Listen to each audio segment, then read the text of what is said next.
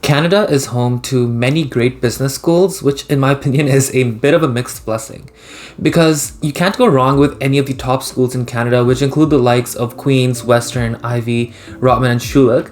But now you have a dilemma of choice because you're not choosing among, some great schools and some less great schools. You have some of the top schools available to you. And it can be hard to, distinguish which ones you want to go into or which ones interest you more. Hey friends, welcome back to the channel. If you're new here, my name is Yusuf. I'm a recent graduate from the Schulich School of Business as of April 2021. And today I'll be going over the employment reports from some of the top business schools in Canada, in particular Ontario. Now, if you've been following my channel or you've come across it somehow, you may have seen that I did a video recently, which was the same topic but for undergraduate programs, so BBAs and commerce programs. So what I'll be doing this time is looking at the exact same universities, the same business schools, but taking a look at their MBA programs, so their Masters of Business Administration programs. And once again, my goal with this video is not to tell you what school you want to go to, because I really can't do that. It's more to just, consolidate all the information that's out there and provide you some perspectives through employment reports, salary statistics, industries, so you can make an informed decision. So jumping right in, as I mentioned, we'll be looking at MBA programs from the Western University's Ivey School of Business, York University's Schulich School of Business, University of Toronto's Rotman School of Business, and lastly, Queen's University's Smith School of Business. One important metric that a lot of people look at is the employment rate out of these schools, which is how many percentage of students who are actively looking for jobs are able to find some within a certain time period of graduation. So looking at Schulich, 88% of students were hired within 3 months of graduation. And at the Smith School of Business, a similar number, at about 85% of students were hired within 3 months of graduation. When it comes to Ivey, 77% of students were hired by September 1st. Now, they didn't really specify the months based off of graduation, but I kind of, guesstimated. And just based on a graduation date around April or June, this would be around 3 months as well.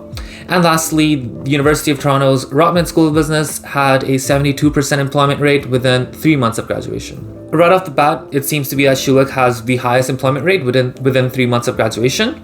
But I wouldn't, use this as something to discredit the other schools, just because that 3 months is still not a long period of time. And if you were to look at the kind of longer picture, which a lot of these employment reports have, if you dive deeper in, you'd see that by like the 6-month mark, most of these universities have a similar employment rate of like over 90%. So rest assured that, even though based on this report, it looks like at Schulich you might be getting a better employment prospect within 3 months, it should balance off. Now let's take a look at the salary statistics, and we're going to be starting off with the Schulich School of Business. And at Schulich, the average salary is approximately $94,200 for MBA grads. And this number includes signing bonuses, base salary, and other types of compensation. And I did have to do a little bit of math, not with Schulich, but a lot of the other universities with their employment reports, because some reported just base salary and then reported compensation separately, like bonuses and stuff, whereas others combined it. So just for simplicity, I combined all of it into one figure, which includes all the signing bonuses, base salary, and everything else. So as I mentioned, Schulich's average salary is approximately $94,000. Their average signing bonus was close to $16,000. The range at Schulich, with the minimum salary being $60,000 and the highest salary was $230,000, and this is a $170,000 spread. And you'll see that a lot of these business schools have such huge ranges in salary, just because there are some outliers who get these phenomenal jobs that pay really well. So just keep that in mind. And in general, average salary is not the best statistic to look at, because like I said, it is skewed by a lot of these outliers. Then when it comes to the highest paid industry, it was consulting, and consulting had an average salary of $92,000, and the highest individual salary fell under the financial services industry with that $230,000 starting salary, which is a phenomenal number. Then when it comes to the top 3 industries, at Schulich, financial services was number 1 with 33% of grads going into the financial services industry, and this industry had an average of $91,000 approximately, a minimum of $60,000, and a maximum of $230,000. Next comes technology with a 20% kind of employment rate within that industry, with an average close to $95,000, a minimum salary of $50,000, and a maximum salary of $200,000, which is also a really great number. And lastly, with consulting, the industry employment there was around 11%, with an average salary of around $92,000, a minimum salary of $72,000, and a maximum salary of $120,000. Now jumping over to Ivey. Ivey had a higher average salary, and this kind of jumps into the six-figure range of an average salary of close to $118,000. Once again, this includes all your signing bonuses, base salaries, and everything else. Ivey didn't actually include a separate number for their average signing bonuses, so it's just combined in their average salary. The range here was massive, with $45,000 on the low end and $274,000 on the high end, with a approximately $230,000 spread. This kind of goes back to the point that I mentioned, that some outliers can really skew that average, and a lot of these universities don't necessarily release full data on like how many individual salaries were in specific, industries or specific, salary details per individual basis.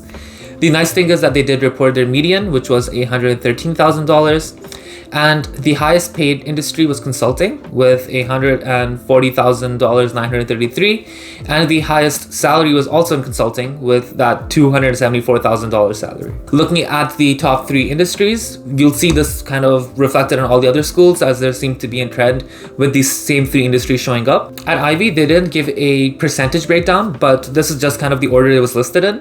So with consulting, the average salary was $140,933, the minimum was $85,000, and the maximum was $274,000. When it comes to the technology industry, the average was, $131,000, the minimum was $92,500, and the max was $160,000. And lastly, looking at the financial institution industry, the average there was $99,500, the minimum was $65,000, and the maximum was $155,000. So now that we have Ivey covered, let's move on to Queens, and the salaries just seem to be going up and up, because the average salary at Queens was approximately $123,000. Like I said, this includes the signing bonuses. The average signing bonus here was $15,000. The one thing about Queens is that they don't really give smaller details like range and medians in their employment report. But the highest paid industry was consulting with $100,000 approximately. And once again, the highest salary was not disclosed within the employment report. The top three industries here were consulting with 33%. And the average there, like I said earlier, was $100,000 approximately.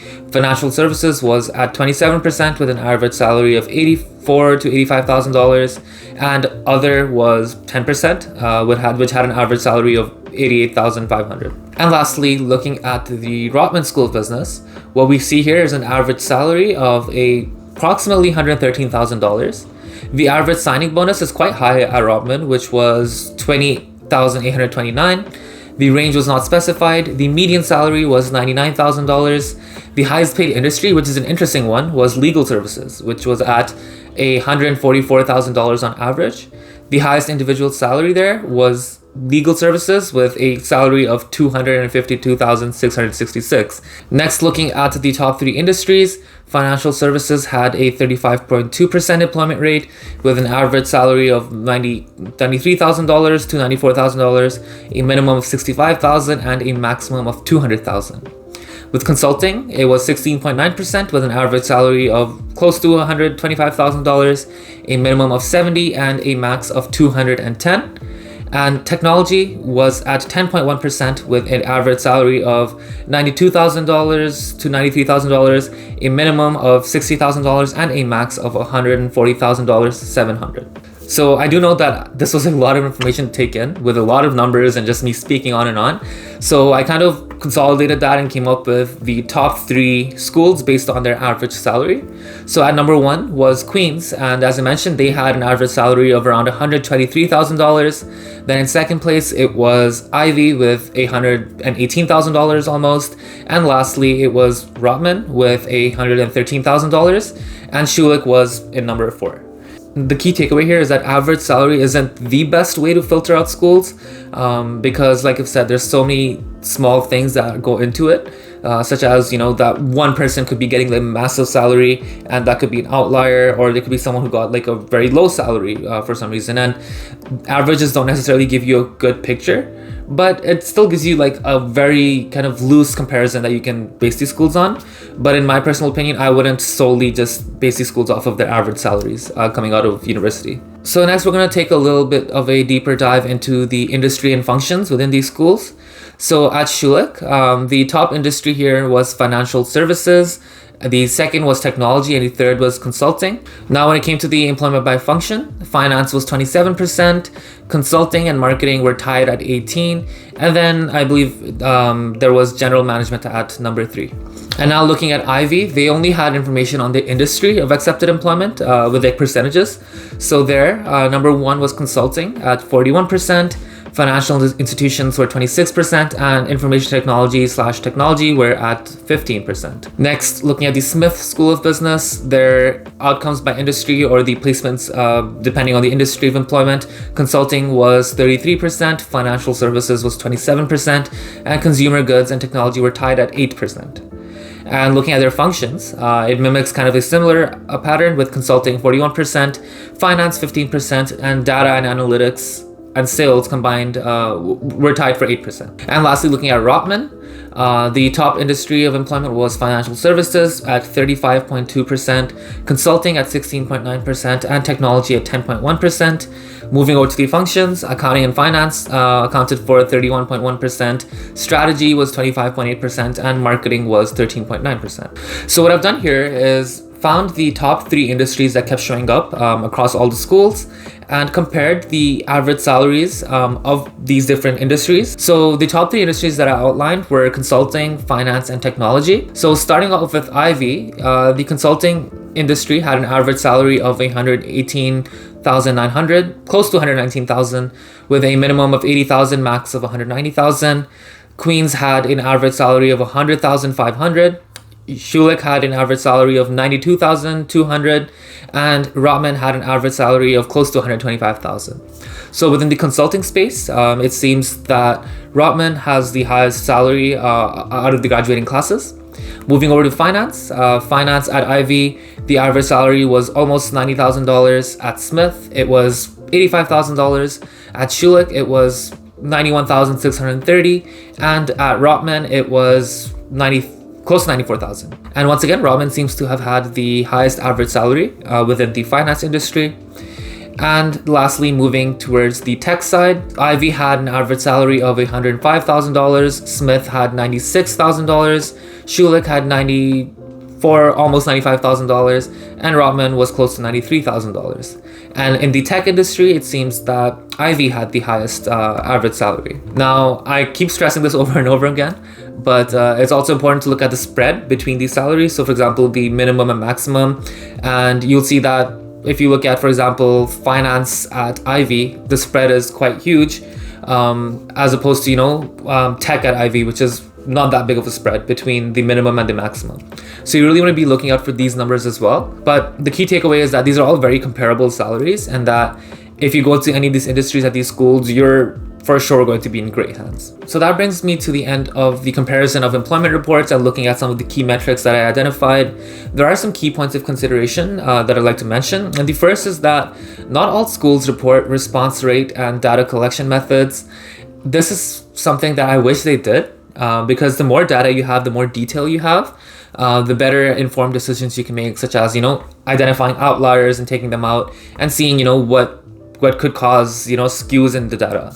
Additionally, there's no set way of reporting data either. There should be some sort of standardized way across all schools that would really help. I mean, I don't see that happening anytime soon, but that's just the way it is. Additionally, as I mentioned, data is very oversimplified. Averages may be skewed heavily. There's lots of simplicity in the way the data is presented. The data may also be influenced by the COVID-19 pandemic, and this is based on the class of 2020. So they would have graduated somewhere between the April to June of 2020, and this is when the pandemic was, getting to its peak. So this data may be influenced by there, but just from what it seems like, there seems to be still really great employment reports out there, and the employment numbers seem to be, really well despite the pandemic being there at that time. Lastly, average salary is just one comparison metric of so many others.